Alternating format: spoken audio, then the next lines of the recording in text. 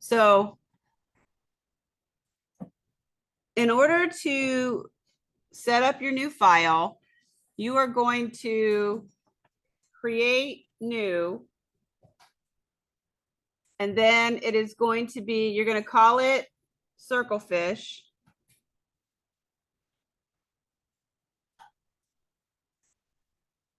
And it will be inches. Don't forget the inches part, not points. Make sure that it says inches right here. Okay. And then it's 8.5 by 11. The orientation will be portrait. So it's like a portrait going this way, not landscape. Okay. And then we're going to click create. We're going to click create file. Now I have a new file. All right. So I need 2 layers. And you're going to do this a lot. So this is something that you're going to need to know. You can do it also in Photoshop, where you're going to use layers to trace and layers to put together. So in Illustrator, a lot of times you might find a photograph that you want to trace. Like say you're trying to put a tiger in a picture that you're doing, and you go find a picture of a tiger on the internet, and then you can pull the picture of the tiger in there and you can trace the tiger. Okay. So, and then you can put things together, like maybe you have a tiger and maybe you have a dog and they're friends or whatever, right? So you can create any kind of thing like that. So you're going to touch the layers, which is right here. And then you're going to name that first layer. You're going to call that to trace. And all these instructions are written also, most of them. And then you are going to call, you're going to add the picture that you're going to trace. So what you do is there's a place right here. It looks like a little picture of something. You're going to click on that. And then you will have downloaded the Circlefish picture from the Canvas site. So before you even put this together, you're going to download the picture in the assignment. And then you'll go to photos, and it should be in your photos. And you can see that there's my Circlefish in the photos. And if I tap it, it's just going to fill the page because it's about the same size as 8.5 by 11, but you can always resize things however you need them. Okay, so this is the image I'm going to use to trace. So I'm going to lock this layer now. So I'm going to press the lock. And now I have an image that I'm going to trace the outsides of this image. Okay, so I need to make a new layer. I'm going to press the plus sign and I'm going to name that layer. I think I said drawing layer. So that's where I'm going to draw.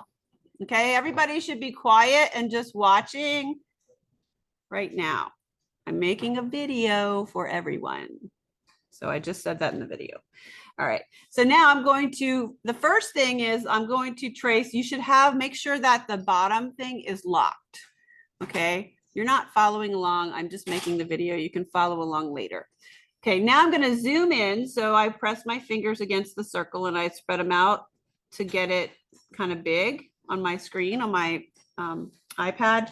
Now, I highly recommend that you use your keyboard, because a lot of times you do things like touch the shift key and option key and things like that. And those features still work in on the iPad version. So I'm going to lay mine down flat, and I'm going to use the pen tool. So I'm going to touch the pen, and then I'm going to tap the fill, which is the top one. So this is in Illustrator, this is the fill and this is the line. So I'm going to touch that, and I'm going to make that none. So remember, none is the little slash, touching none. And then I'm going to touch the fill, and I'm going to fill, or the line, and I'm going to make that black. Okay.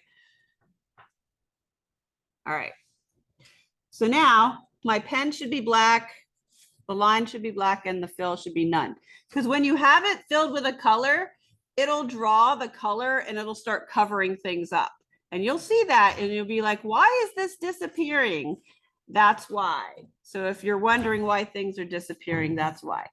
All right, so I'm going to trace around this circle. So what I'm going to do is I'm going to tap the top, and I'm just going to touch it and pull, because this whole circle is a curve.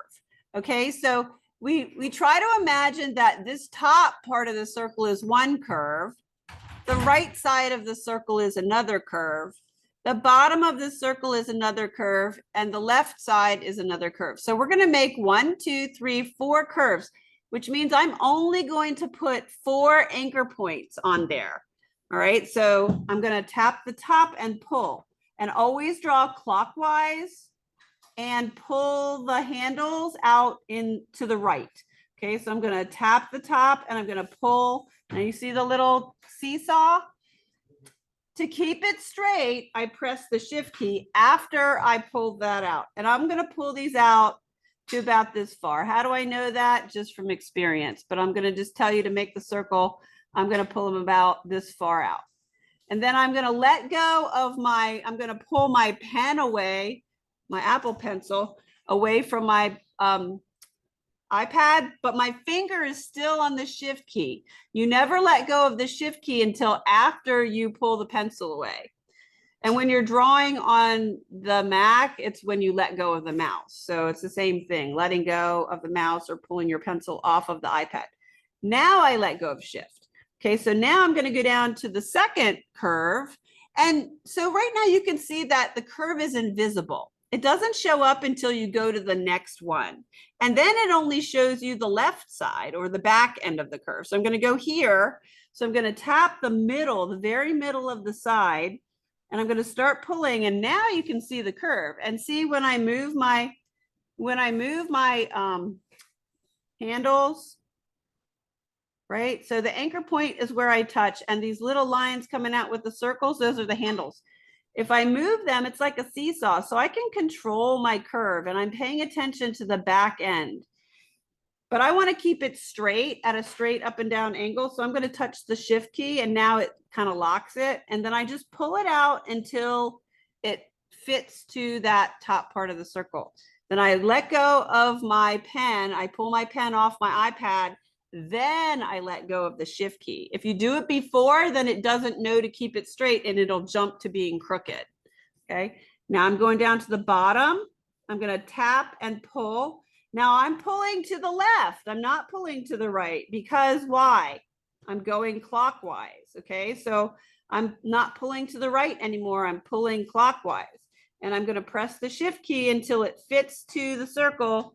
Then I'm pulling my pen off of the iPad. Then I'm letting go of the shift. And then of course, when I get to the left side, I tap the very center of the curve.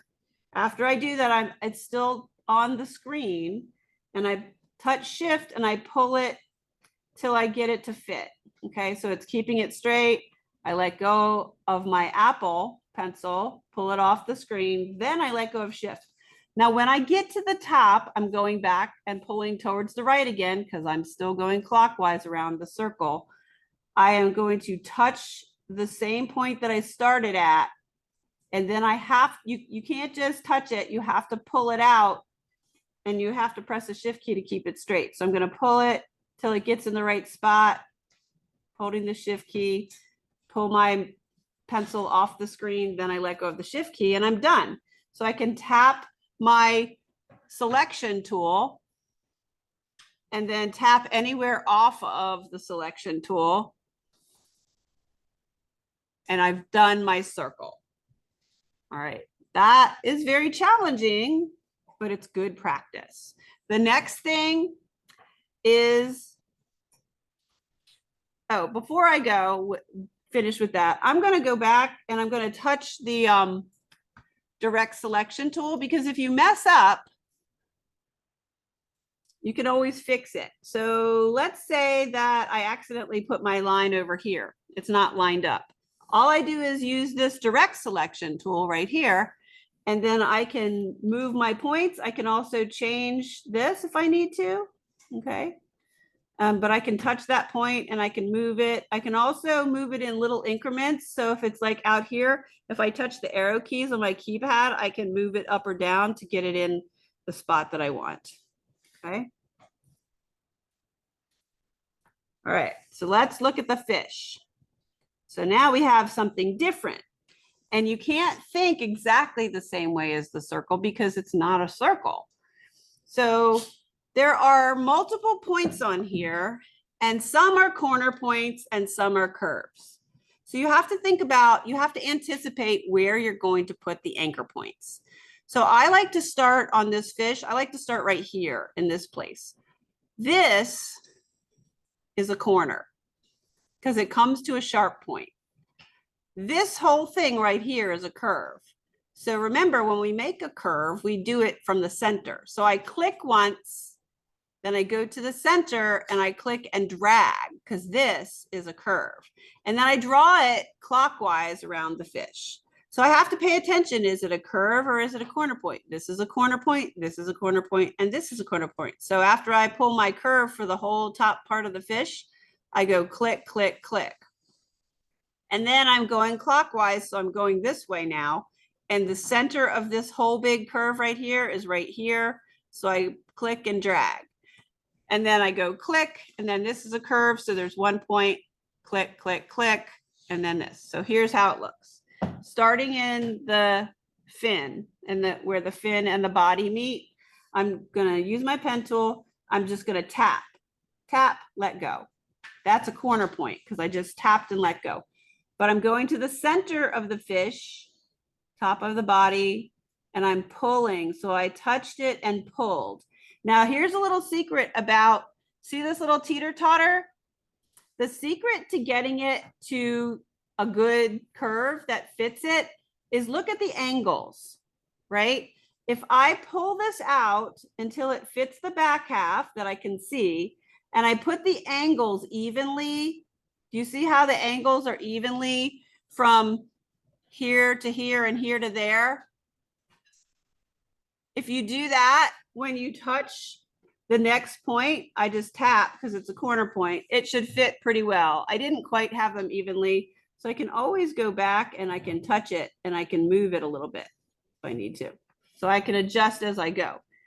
So now I'm going to go back and I'm going to touch that corner point to make sure it's active because I fixed that, it turned the other one active. So I want to start from the mouth, and that's a corner. So I just tapped it. This is a corner. So I tap, and this is a corner. Some people get confused when it's connected to a curve, but if it comes to a point, it's just a tap, not a tap and pull. So I tap. And now when I touch, now I'm going to find the center of the next curve and I'm going to tap and pull. And now I'm pulling towards the left because I'm going clockwise. If I pull it this way, look what happens. It makes a funny little loop. Okay, so I don't want to pull it to the right. That's only if I'm drawing straight across. But if I'm going around something, I go clockwise. So remember, if I once I fit the curve by pulling these handles out and I fit it to the mouth, I want to make sure that my angles are even. So I want to try to get those angles the same space on both sides. There's the same amount of space here and the same amount of space there. Then I tap because this is a corner point. Tap. And it's pretty close. I can fix it if I want to touch my, whoops, not until I'm done. I can fix it if I want to move it. I usually like to wait till I'm done. Okay, so I'm gonna pull, tap and pull. I'm going clockwise. I kind of missed the mark there a little bit. Tap, tap, tap. Those are straight lines, so they're corners. And then this is a curve. So I tap and pull, or I press and pull, not tap. And then I tap the corner.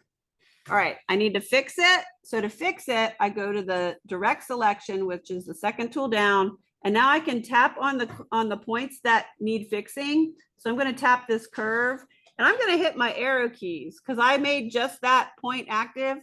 If I hit my arrow keys, I can kind of push them into the right place. And then if I need to change the angles, I can tap this point and I can move it around.